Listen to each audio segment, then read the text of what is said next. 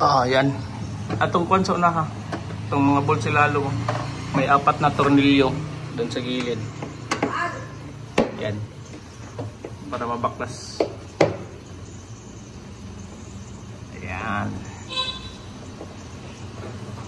Medyo maliit lang ang unit pero importante ito kasi ito. Ano po ito? Parang hotel.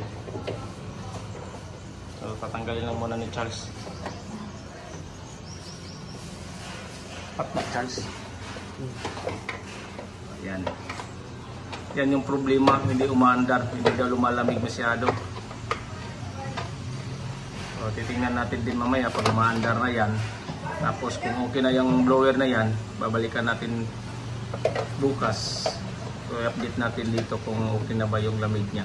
Standby na tayo.